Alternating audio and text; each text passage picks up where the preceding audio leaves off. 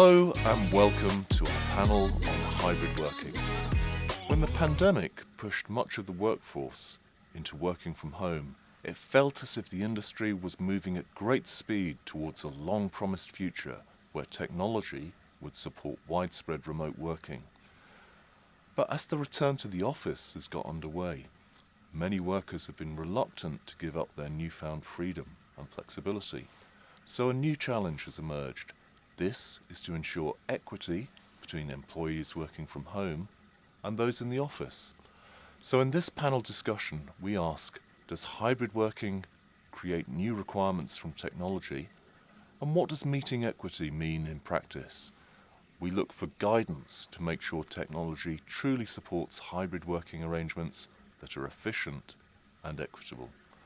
Our panelists are Alpesh Unalkat, CEO of Aura, Alastair Johnston, Head of Collaboration at Futuresource Consulting, Adele Thornton, Regional Manager for the UK and Ireland at Synergy Sky, Scott Wharton, Vice President and General Manager of the Video Collaboration Group at Logitech, and John Sidwick, President of Collabtech Group and President of the Avixa Leadership Search Committee. We began by asking, does hybrid working change technology requirements in the workplace? This is how our session went. I mean, we all talked about people, process, space and technology. You know, there were the four mantras, or the three if you speak to whoever you speak to is slightly different. But the technology bit, the last one was always the one that was centered on. You know, in the AV industry and in many industries, it was what's the feeds, what's the speeds, how does it do it? Actually, the people and the process and the space were lower down. Yeah. Now, people and space are both critical in getting this right. You know, it's what type of spaces, how are they used, and how do they fit for what people want.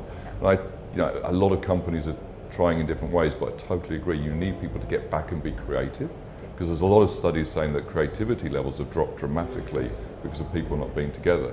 So using technology to deliver that creativity, the communication, and how to use space correctly. It's going to be a really interesting time for all of us in terms of how we address that. Yeah. So I think we've established something about what hybrid working is and what it will require. I think the next step is to think about which technologies are going to be most important. We've touched on that a little bit. Alastair, what would you say if you looking at the technology that's required to meet these hybrid working demands? What do you think we will see? Well, I think there's one thing I was going to add on the last question, which is related to this, is I think because the conversation we're going to have is probably going to likely be focused around a meeting room with multiple people. Yeah. But I think that there's also, when people did go back into the office, they realize when they're doing one-to-one video calls with people, that's terrible to do in an open plan office environment. And if you're on your own, you might not want to go into an 8-person or a 10-person room to take a call. So I think that those smaller meeting rooms, 1 to 2 person, where there's maybe a very stripped back amount of equipment in there, maybe just take a laptop in, there could be a webcam, maybe a speakerphone, something like that, maybe a display, and to do any calls you have through that kind of environment where you can go into that space. So I think that's something we're really seeing. And in terms of the meeting rooms, it's the video bar is the main one. Right? That's the easiest way for most companies to get up and running on this.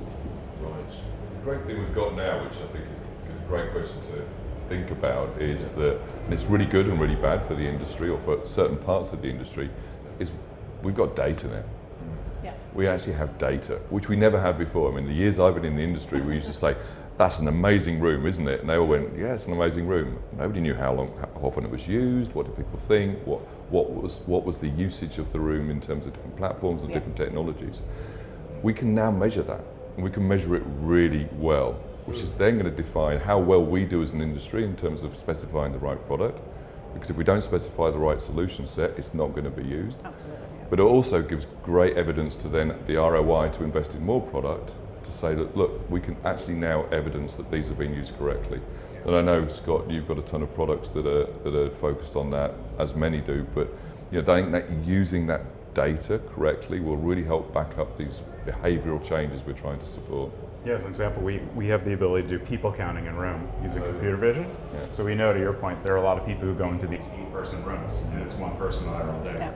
So it's kind of information to the facilities people and the IT people. Maybe you need more of these focus rooms and smaller rooms, which I totally agree. I think we have to rethink the layouts. I mean, if you think of the layouts of workplace pre-pandemic, the tables where you sat were based on where the air conditioning was and the power.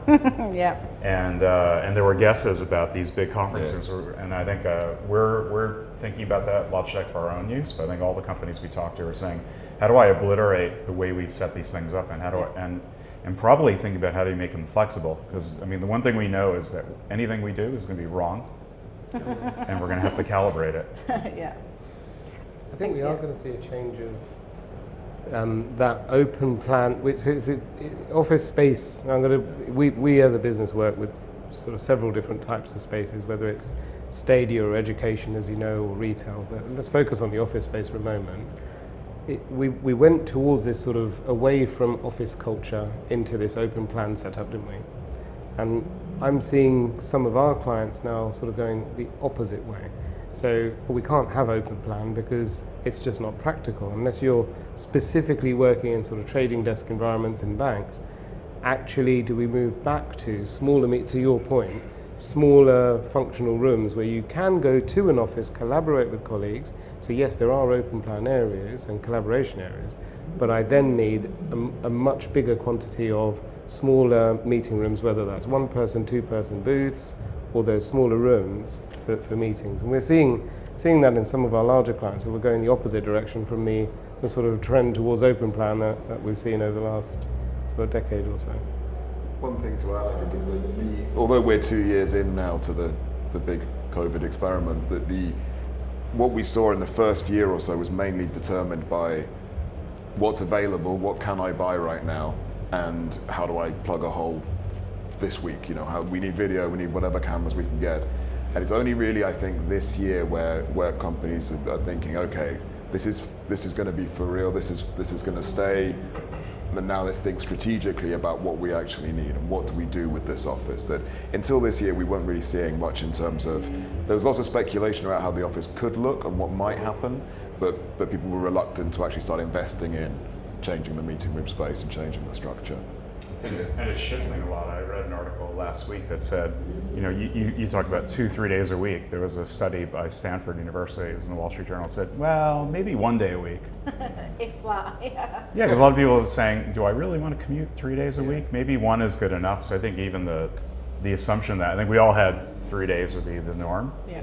I think we're still seeing that. For my group, we're trying to, before the pandemic, we said, hey, how about an experiment where we try 1 day a week where we're at home? Now we're the opposite. Hey, how about an experiment? Yeah. We try 1 day a week in the office, see if we can get anyone in. The office has to have a purpose, doesn't it? It does. You're not going to go there just to do what you're going to do at home. You need a purpose, whether it's collaborating, meeting. There's got to be a purpose to it, and that's where I think it gets quite exciting. Actually, the next few years is I think we've seen a bit of inertia as organisations as sort of tiptoed through the pandemic. Well, what do we do? But there is that sort of more strategic move now about, well, how do we repurpose that office space? And I think the analytics that sit behind it that tell us, well, this is how it's being used, so let's now reconfigure. Yeah. It gets quite interesting, doesn't it? I think, I was just going to say, I think that we're talking very much about the tools that allow you to do your job right now. Yes. Yeah. Actually, one of the challenges I think is going to be, to your point earlier about staff retention and the tools to make people feel a part of the team in the same way as when they're in the office. And how do you get around the corridor innovations and the water cooler chats and the 10 minutes from the desk to the meeting room where you're having conversations and building relationships. And I think that there needs to be a little bit more focus perhaps on technology that enables people to feel a part of the team and not just to do their job. And that's something that I'm seeing is quite challenging. No one schedules 10 minutes before a call to chat. A video call, and that's the purpose of the office. It's about people. Well, a lot of the meeting happens on either side of the meeting. Exactly. On the way in and on the way out, as you're packing up. So many things are said, yeah. and that bit in those 1 or 2 or 5 minutes that are actually sort of change the context of the meeting. It can do. Not Absolutely. always, of course. Well, But I'm going to violently disagree with myself now, which is always a good place to be. Because I do think, actually, I mean, we've said through this whole pandemic, each phase of it, things have happened much more quickly than we thought. Look at this, there's nobody wearing masks, nobody's thinking about it. I had to wear a mask in a taxi, and I now feel, why am I having to wear a mask? Violations. I'm having to wear a mask again. Yeah. Whereas a few weeks ago, it was the other way around. So things happen quickly, and I think actually we're going to have to mandate, companies are going to have to start being firmer and start mandating people go into the office in a different way. I know a lot of young people who are feeling that they actually haven't been trained, they don't understand the culture of the company, they don't feel connected to the company in a way that actually most people want. There's a visceral requirement for that. And I think going to your point, because we don't know yet, I think we really do know that we don't know yet, and that's why we need data to kind of help drive the proof points. And I think our industry is going, it was an art, AV was an art, and it still is an art in many areas, but we're moving from art to science. And when you move to science, you actually got the ability to test, change, and that agility, we're not used to that, having to build that agility into the way we specify products, the way we design spaces. But being agile is going to be really important. But we need to also, I think firms will start to say, okay, if you're a trainee, expect to spend 3 days a week in the office. Your first 3 years, expect to spend 3 days in the office, because that's the way we're going to train you, we're going to cultivate the right culture, support you, develop you, and make sure you're part of a team. But then as you change your role, it'll evolve. And that's kind of, and when you said the word exciting, absolutely. We're on the first baby step of so much change. It is amazingly exciting. I think there are different requirements for junior workers when you're supervising them, and for senior workers. And people have different needs. So one day in the office is perfect, just coming for a meeting for some people. Some people need more. So I'm interested in whether we have the technology currently to meet this full variety of needs. Can we just select a platform, whether it's Teams rooms or Zoom or something else, and then it's just a simple matter of picking the video bar and the cameras? Or is there something that these platforms haven't quite captured? Perhaps can they capture what would go on 10 minutes before the meeting and 10 minutes after the meeting? And what's your view on platforms and what we should do there? I would say I think it's the early days of the platform providers like Teams, Zoom, et cetera, and Logitech and others to respond to this. And I think one of the big changes, if you break it down, there are three big problems. There's rooms and spaces, there's the home setup, and then there's the new office desk, whatever that is. In the rooms, I think we're very much moving from this idea of, I think before the pandemic, is let's put cameras in every room, but they were fixed and simple. Now they're much more sophisticated, at least the needs, where in order for the remote user to be better served, you can't just have a fixed camera, you need it to move around, you might need multiple cameras. So I think what you're seeing in the industry is this move to both many cameras, but also software that's smart. And I think that's really significantly raised the requirements to having to serve these rooms, and whether it's Microsoft and intelligent cameras or Zoom and Smart Grid, et cetera. I think you're in the early days of solving that. And it's getting a lot better, but I think there's still a long way to go. Home setups, I think most people are still using the thing they grabbed out of the office 2 years ago, and they're pretty crappy, or they're sitting in their living room. I can say for myself, even though I live in the industry, I literally just got a proper desk 2 months ago. So I don't think my experience is that different. And then I'd say even the hardest is the office desk. I mean, we're moving from a space where it was 5 days a week, sitting down all day working, to what do I even use a desk for? So you said 3 days a week, but I would say which ones? And then are you coming in the same way we did it before, and are we just sitting down, or are people coming in and moving around? And I think that there has to be a radical rethink about it. And the way we're thinking about it is the office is the new offsite. Like, you don't go to the office just to sit and do exactly the same thing you did before. You go in and kind of like you're here. None of us actually are sitting at a desk. The way we're working is we're moving around, we're talking to people, it's very fluid. I think almost the reason why we're here is to have that fluid way of meeting with people. We probably need to emulate that in the office. If you think about it, we're completely ready and not set up for that. I mean, just an example, if you want to figure out which 3 days you come in, how do you even know which days, and do you know if your colleague's not going to be there, why would you even bother? And when we ask our customers today how they're solving it, they usually go, spreadsheet, email. Like that's completely broken. Yeah. So I think that's the area where there's probably the most need for innovation, is just how do you not only reserve space that's flexible, but how do you almost need an office social network to find out who's going to be there, to make sure that you don't go in and you're sitting in a room by yourself. The interesting thing is all those technology platforms exist. The ability to find a colleague or find a team. I think it just goes back to the user. I mean, we are an agnostic business, so we like to sort of try and, forgive me Logitech, but we try to sort of put away from the actual platforms, the technology, the hardware, and just start with the user. And I think IT or technology has often featured a bit far too low down, in my opinion, in customer decision-making processes when either there's new office being considered or whatever. There's so many hoops and loops before you get to the sort of, well, what's the technology? And I think that's now going to become that technology-enabled environment, that technology at the heart of it. This is where it gets exciting. I think we're at the beginning of a reimagining of how workspaces are set up, whether that's at home, and like you say, it was very easy. It was a laptop and your own home broadband. That was okay when it was a temporary pandemic. In the UK, of course, it was meant to be a 12-week pandemic if Boris had his way, and of course he didn't, and it became a sort of a 2-year thing and ongoing. So now that remote working is now a permanent fixture in our lives, and that's not now remote working, it's just a different work.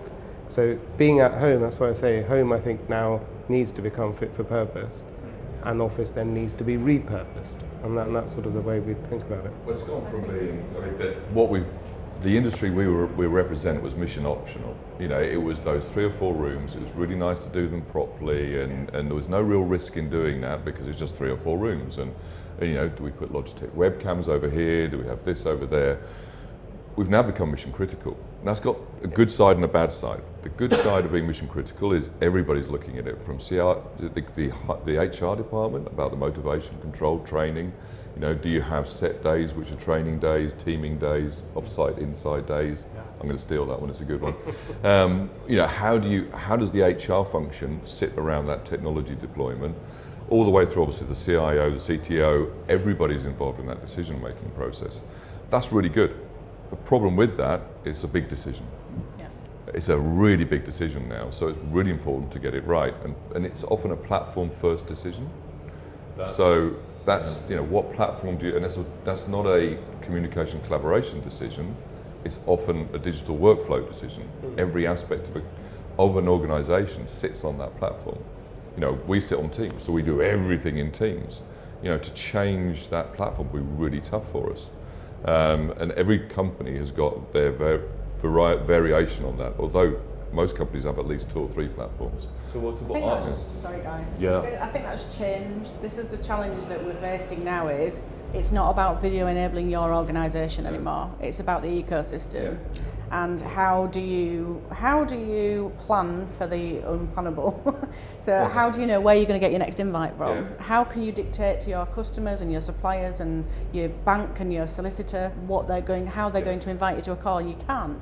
And that is a challenge, because you can't predict that, and there are certain expectations, of course, with the industry and the popularity and who's going for what at the moment. Yeah. And of course, Microsoft is an overarching power right now. But I think for the user, back to your point, consistency is important. Consistency is so important, and flipping from one platform to another, I don't think lends itself to a consistent experience for users, and that is a challenge that we're all facing right now. Just think how easy life is at home. If you want to flick content onto a screen, there's not all the loops and hoops that we have to jump through sometimes in an office. Yeah. It needs to be as simple as So, and we have clients that come in and say, well, is it Zoom? Is it Team? Is it what? And it needs to be easy for me. And is there a simple way where I can press that button if I want Teams and I want to do a Zoom? And it's not as straightforward as that. We know that. So, and I think that's where we need to get to, that simplicity of experience wherever you are. is key. I was going to say it's a great point too, because if you think about the traditional AV mindset, you think about the way we set up this conversation. It's based on very high quality, curated people coming in and setting it up. If you're going to roll this out now from a few rooms to everywhere, you can't have IT involved in every setup. It has to be something that the end user can do for themselves.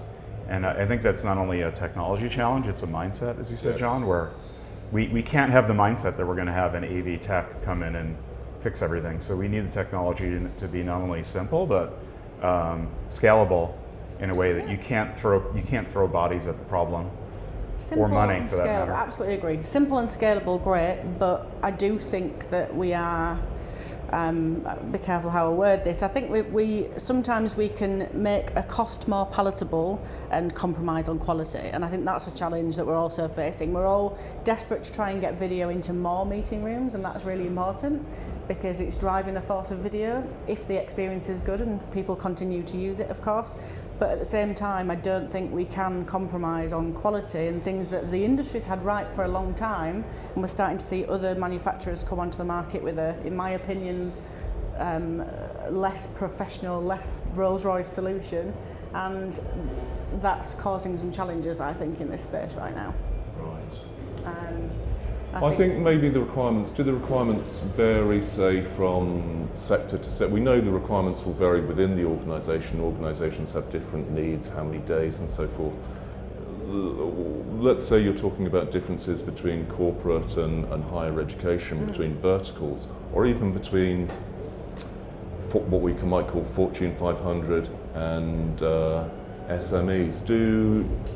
Is the technology that's required for differing use cases going to differ, say, between a big company and a small company, and between higher education and corporate?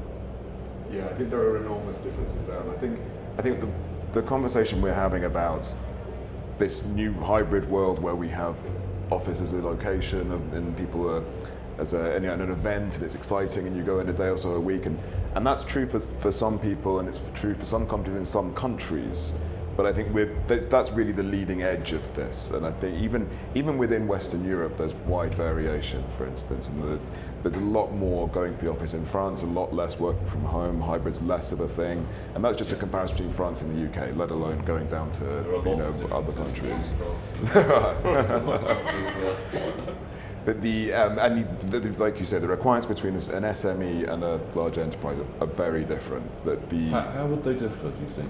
Well, I think that to raise to your last question about Microsoft Teams rooms and Zoom rooms and how that's the kind of integrated system where you go in, you touch a button, your meeting's already there, and all of that. Yeah. I think that's it's hard to scale that down to smaller companies, I think. Yeah. And talking about the consistency point, that there's been a huge increase in the number of laptops out there, for instance. Lots of people who previously had desktops now have laptops, and they're used to working from home on a laptop. They take that laptop into work now. And so the easiest thing for them to do is just to take that laptop into a meeting room. That they've been launching meetings from their laptops for years now, so that they know how to open a Teams, they know how it all works. So it's easier for them to use, that's the most consistent option for them, is to use their own device rather than some other piece of hardware in the meeting room. And we were doing some research in this recently, and that when you ask users what they prefer, do they prefer to use their own laptops to control a meeting or something like a tap or whatever in a Zoom room? And I think it's 70% of the population sample said they preferred their own laptops. And that's actually the younger the respondent, the more they prefer their own laptop. And it's only actually the very oldest group, which was 50-50 split, which was the over 65s. So I think that there's a lot of solutions out there, and this is going to be solved in a lot of different ways, that depending on the kind of company and the preferences of the users, and also who's making the decisions, because users might prefer to take their own laptops in, but whoever's controlling the budgets or running the administrators might just prefer, okay, let's get the same solution in every room, and we'll roll out Zoom rooms in 50 rooms. And that's a lack of knowledge thing as well, isn't it? In terms of that user experience you mentioned, if you say to somebody, would you rather have an in-room meeting experience or bring your own laptop in? I think most people would say if everything else was equal, I want to control that meeting. Absolutely, yeah. But going back to that multiple cameras, user experience, better than being there, all that other stuff, you won't be able to deliver that. But I will say the other side is that it wasn't that long ago, I was balancing a telephone on the end of a meeting room table with a few books. Yeah. You know, or getting a bin, putting a bin upside down, putting it on top, because that was a meeting room experience. So I think we've moved on quantumly Absolutely. in terms of the level of meeting experience most people expect, but also good is good enough for most people. And it's a balance from an AV integrator saying, well, actually, if that is the budget for that business, how do I deploy that budget where $1,000 a room is actually fine?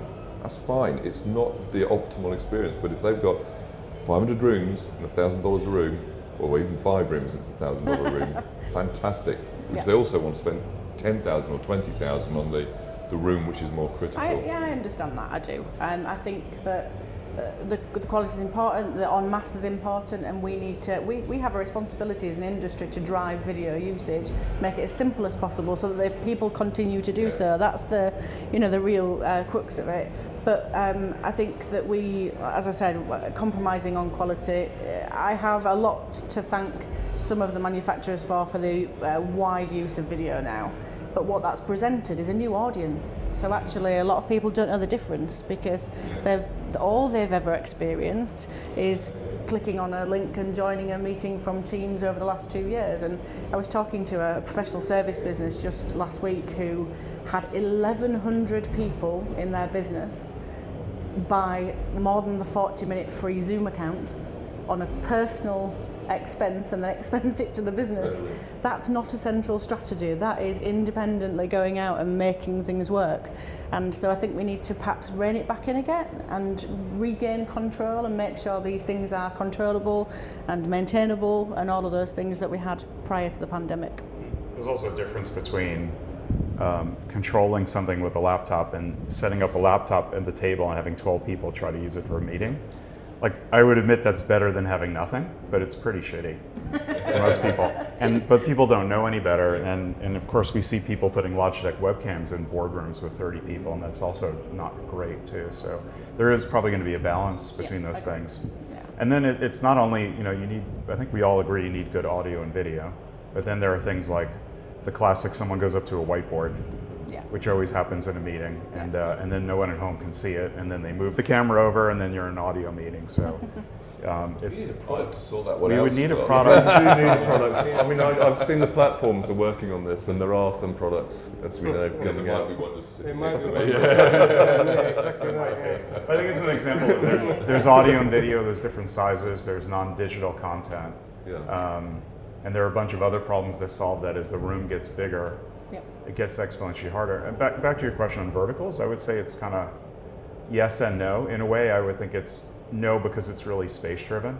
So the bigger the space you have, the harder the requirements are. So for example, if you're doing a lecture or a school, in a way, it's different in that if the teacher's up front and the students are over here, you don't really want a camera facing one way and the audio facing another way. So you almost need to disaggregate some of the bars.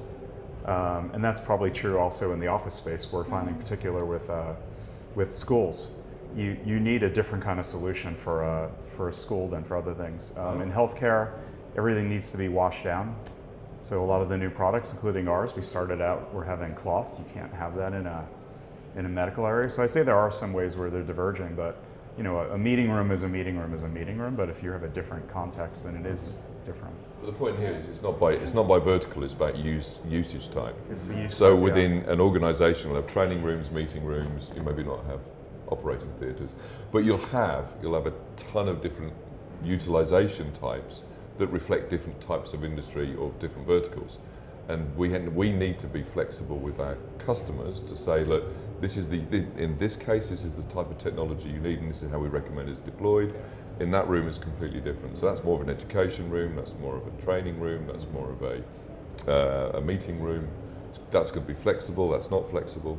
And that's completely not alien to the way the industry thinks, but it's hard to scale. Going back to that scalability, how do you scale those conversations? Because at the moment, one of the limiting factors, other than stock with certain people with chip shortages, is actually being able to deploy products correctly, because we can't put an IT, as you were saying, there is not enough people to install every room. So we have to get to this self-service install way with other ways of supporting. So I know you were going to talk about things like let's move on to that then. So I mean, I think higher education is interesting because you do have a lot of people in one place at one time. Whereas if you look at some other organisations, particularly some corporates and big ones, you now have video conferencing has expanded from being this small, expensive thing in one small number of places to having a huge number of rooms that are video enabled. So who is going to support them? Who's going to manage them? Even, how do you fund them? So does this spread to a large number of meeting rooms strengthen the case for as a service provision? So you've just asked this question. Well, yeah, I think again we can have multiple answers. For that volume scale area, you need to be able to touch many rooms in a very cost-effective and efficient manner. And I know you've got services. We certainly, that's what we provide as a service set. Being able to sort of touch multiple thousands of rooms across multiple time zones in multiple languages and charge very little per seat per room to be able to do that. You then go to the lecture theatre, where all the larger companies, where you most probably still need on-site AV teams to run those businesses because they're highly complex. So we're going to see it all between. Now the funding mechanism, we will see that I believe we will see that funding mechanism move more to an as-a-service. Actually, some of the most impressive under-the-radar growth areas of AV are companies that are used to selling other products like telcos as a service. They're used to providing it as a service, and they're just adding AV to their as-a-service motion. Yes, I mean that's core to our organisation. My background is partly print, so managed print. It's not very different to AV. It's hardware, it's software, it's services, it's on-prem. But for 30 odd years, that whole sector, 99% of transactions at least, are as a service. You wouldn't dream of selling someone something for a capex under a capex model, and I think that flexibility is something we're already introducing to our clients and saying, well, look, it's a very straightforward transition. But to your point, that then extends further into a managed service. So the client has the whole solution, whether it's print or audio-visual or signage or workspace, all on a managed service arrangement where we're supporting that customer. And I think we'll see more of that. But for me, it comes back to, helping the client strategically through the journey, and then you appropriate the right way for them to procure those services, whether it is a capex model or as a service. But I think we'll see a huge growth in that area. It's certainly one of our sort of cornerstones in our own organisation. I think there's an interesting analogy from an industry point of view in the voice over IP industry. So it's an area where I came out of, and I remember about 20 years ago, the telecom industry looked very similar to AV. It was expensive, it was hard to set up, you had a specialized team, and as it became bespoke to mass market, it really moved into the IT sector. I think we're very much seeing that, where AV is now becoming a subset of IT, and that's part of why Microsoft, I think, is so successful. At the same time, it's not quite there yet, so we're kind of in the middle of this transition. It's still, you need some specialized skills to know how to do AV. There is an art to it, as I think you said. So I think we'll be in this interesting transition where you need a combination of IT-like scalable skills, but AV skills, knowing how to do audio and video. It is a little bit different than setting up a printer or a computer. Maybe in the future it won't be, but today it's still fairly different. And that's the challenge in coming up with services. You need companies, I think, like Collabtech that have that, they're in the balance of having that specialized skill, but know how to scale it up and think with an IT mindset. Yep. I think operational expenditure is going to be the way forward for everything, and I think we'll see a shift from owned buildings to leased buildings, and we'll see a shift from purchase upfront to operational expenditure on, not just collaboration as a service, everything as a service. I think it's the way it's becoming for predictability and affordability, and it makes a lot of sense, really. I think our whole lives are as a service now. I had nothing was as a service 20 years ago. I don't think it's anything. You can get toilet roll as a service now. Oh, I know, I just raised the radar. I mean, You could get razors. I in the didn't want to hear pandemic, that about would have been good at the beginning. Really. Have you got into the whole wife as a service bit yet? That would be expensive. Not yet. No, important point. Okay, well, I think now I'll spring something on you, and that is for the viewers at home who are getting to grips with the challenges of hybrid working. What's the kind of one piece of advice, or most 2 or 3 key recommendations that you would give to people who are faced with getting to grips with this challenge? Alpesh, what would you say? So, if you're addressing the viewer as being a client, as an organisation, I think this is a very exciting and important opportunity now to rethink how we position things. So, you've got a dispersed workforce, or a workforce that's changed in its shape. It was in an office, it was there, I can see it, I can touch it, I know what it's doing, to a workforce that is semi at home, semi at work, in an office environment. And we've got an opportunity to rethink the personas. We have an opportunity to grab, because the whole format's changed. It's not sort of the 9 to 5, and we've now captured, because of the changing business model, an even greater proportion of the workforce that previously wasn't accessible to us. So I think there's a great opportunity for reimagining, but there are some simple steps. Create that meeting equity, look at the technology, try to have a purpose for the office, try to create the home office as a fit-for-purpose environment. Alastair?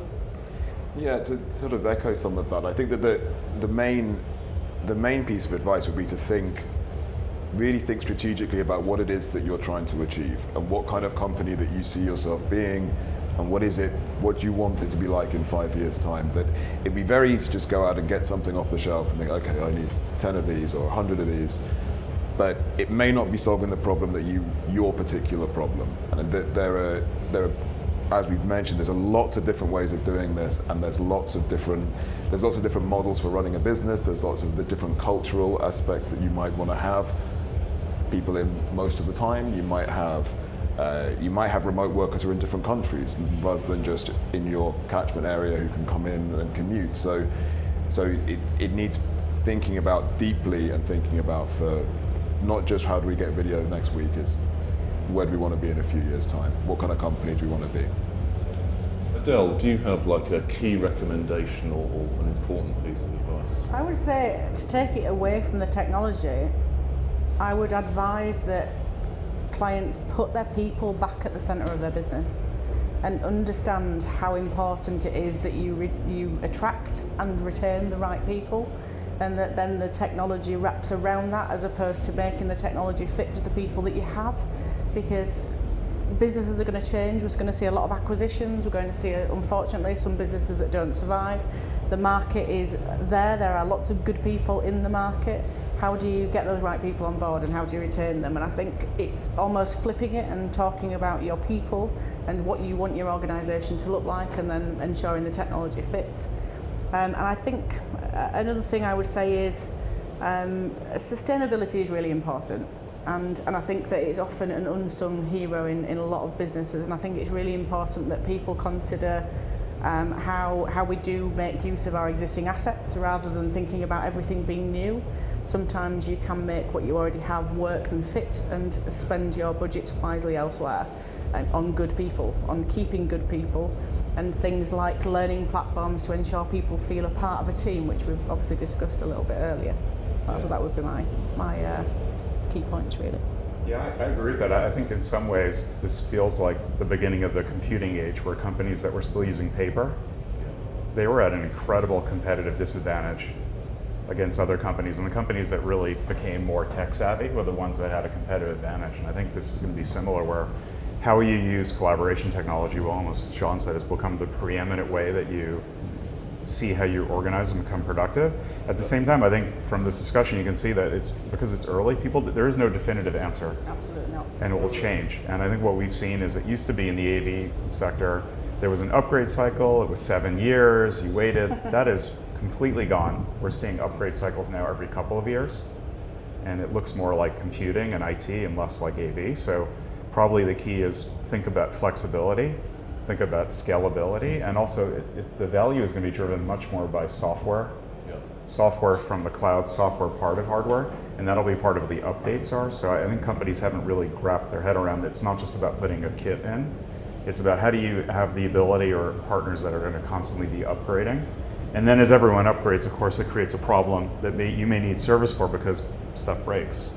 I think people think, oh, I put it in there, it's good for 2 years. No, there's going to be an upgrade from every vendor like every week. So how do you grapple with that? And I think it's going to require a mindset of how do you grapple, support that, and pick people that are going to innovate on software, not just hardware.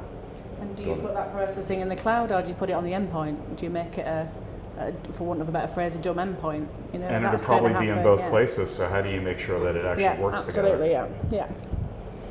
John? Yeah, and I think three things. One is, I mean, you're absolutely right about the speed of change. Whatever we do now will be different in a week, a little bit, and it'll be a lot different in a month, and this time next year it'll be completely different. So anybody who is looking at what their strategy is, they've got to be agile, they've got to be flexible, and realise it will change. Which kind of brings back to that data point. If people are not using data, then really think about it, because you're investing so much money and so much equity around your collaboration, communication, and workflow strategy. Why wouldn't you measure it? And you can measure it now. You know, you wouldn't invest. It's the whole corporate culture and organizational pivot point is around how people communicate and collaborate. We can now measure it. So what is the strategy that you're going to use the data? And it's great for the industry, because that's one of the things that we can add as an industry, how to interpret that data, because data's just dumb, you know, it's just data unless you do something with it. So how do you take that data, interpret it, and use it correctly? The final bit, and I love your bit about sort of sustainability, and there's many other areas. We've now got an opportunity, a massive opportunity, to rethink a lot of those things that we were getting wrong in the last 20 years. Whether it's opportunity of people, whether it's sustainability, the ability to have a more diverse workforce, a workforce that's spread across multiple countries, with multiple time zones, all these things we can look at differently. You know, we've got real-time translation now, multiple language real-time translation available to us in technology. That changes so much about who we employ, how we employ, and particularly people with different challenges in life who don't like working in an office, who can suddenly we can light people up who before were scared of working and were not productive in an office because it wasn't the environment they were good in. So there's a ton of stuff. Again, I love your word, excitement. It's so exciting, and we're very much at the beginning of a long journey. It's going to be great fun for all of us. Good. Well, I'd like to thank our guests. I'd like to thank Alpesh, Alastair, Adele, Scott, and John. I'd like to wish our viewers great success with tackling this new challenge of hybrid working and trying to create meeting equity and making it possible for people to work remotely and in the office and to be equally productive and feel included as well. So thank you very much for joining us.